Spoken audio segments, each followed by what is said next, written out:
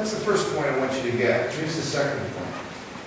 You and I might think, with someone like Rahab, if she gets saved, if she becomes part of the people of God and is connected to the people of God, and she did join them after that,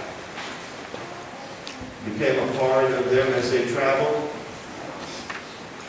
surely then she would be a second-class person in the church.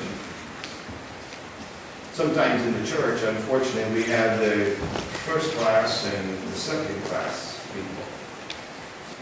You know, the first class are the ones that have been in the church for years and years and years, and the new people can never quite get in. And maybe the first class are those that seem to be morally upright and doing things, and some of the others that struggle, and we tend to make a class thing. But you know, one of the things I noticed, because Rahab would certainly have been in that lower class. She's not even a Jew. But you know what I notice about God? There's no such thing as second class with God. When He restores completely. Did you ever notice that? Remember the story of the prodigal son, how the son's been in the far country and he finally comes to his senses and thinks, you know, I've squandered all my father's money, but just being a servant in my father's house is better than being out here with the pigs, which is where he was. And so he goes back to the father's house, and this is a story of one who was once in the father's house, but wandered away, and now he's come back. And you would think when he comes back, the father's going to say to him, you know, yeah, I'm glad to have you back, but we're going to set down some rules here.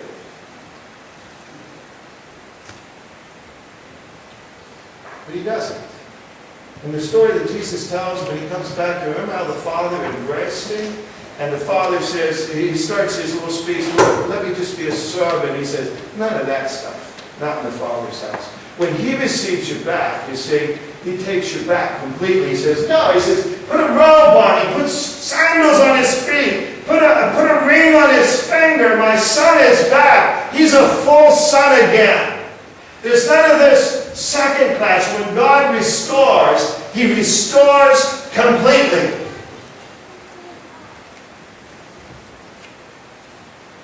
That's what He did with Rahab. You realize God not only did not make her a second-class citizen in the people of God, but He elevated her because of her faith and her willingness to take her stand and risk her own life for the people of God. In Matthew's Gospel, there's the first chapter of Matthew is one that I'm sure you've all memorized. It's one of those verses, group of verses that we just teach our kids to memorize, and we all memorize. You know, it says, and so begat so-and-so, and he begat so-and-so, and you know, it's a whole list of a genealogy. Isn't that the kind of verses you like to memorize? I bet you read them every morning for your daily devotions, don't you? Now, we tend to skip it, don't we? But you know, the genealogy in Matthew that shows the line from Adam all the way to the Messiah is a very interesting one. I've studied a couple times with Jewish rabbis for periods of time, and I was studying with one in Columbus for a period of time, several months, and he told me that genealogy in Matthew is an affront to the Jews. It offends them. And of course, Matthew was a Jew writing to Jews, and that's exactly what he intended to do. When you show the genealogies, you always show the men. You know, Abraham begot Isaac, and Isaac had Jacob, and Jacob had, in your list of sons. You never show any of the women. But in Matthew's genealogy, there's 4 women mentioned. And every single one of them has something wrong with them. One of them is Tamar, who was a woman whose husband had died, and her father-in-law didn't marry her to another son, which he was supposed to do, and he didn't. So she posed as a prostitute by the side of the road and slept with her father-in-law and had a baby with her father-in-law. And she's part of the Messianic line. Another woman mentioned there's Bathsheba. You may remember the story of David and Bathsheba, how David the king commits adultery with Bathsheba and then murders her husband to try to cover it all, and what a mess he made.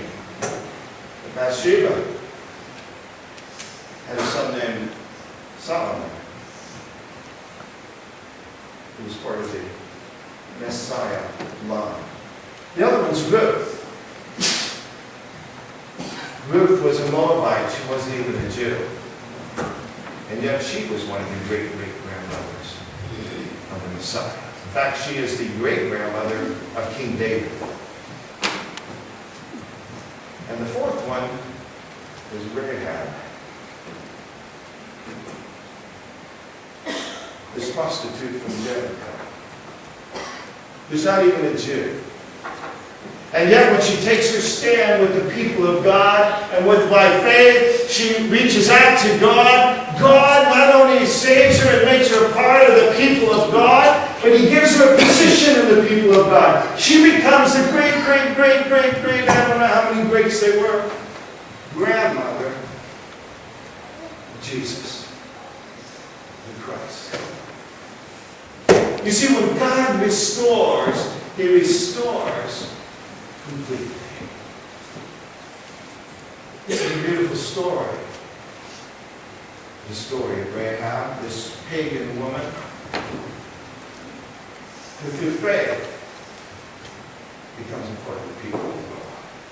And I want to say to you this morning that it doesn't matter where you are in your life, it doesn't matter whatever has happened in your past, when you reach to God by faith, He reaches down in mercy. And He doesn't make you a second-class citizen.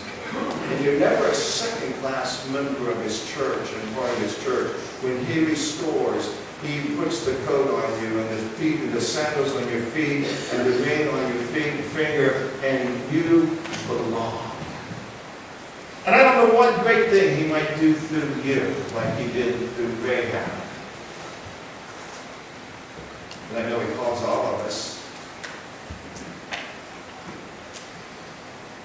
And He wants all of us to be a part. He wants to do great things to us. If He can do it through Rahab, He can do it through you. We just have to reach to Him in faith and believe. And with God, all things are possible. Father in heaven, we're thankful that You even know a lady like Rahab by name. And Lord, she had a bad start. But Lord, You redeemed her. And what a wonderful finish she had. To be part of the genealogy that led to the cross. What a great privilege. And Father, no matter what our start is, we know that You are able to redeem us. You're able to make something beautiful out of our lives, Lord.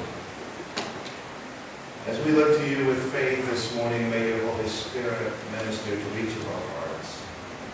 Draw us, Lord, to Yourself, that we might be Your people.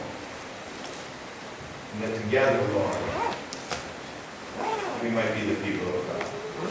We pray, Lord, in Your precious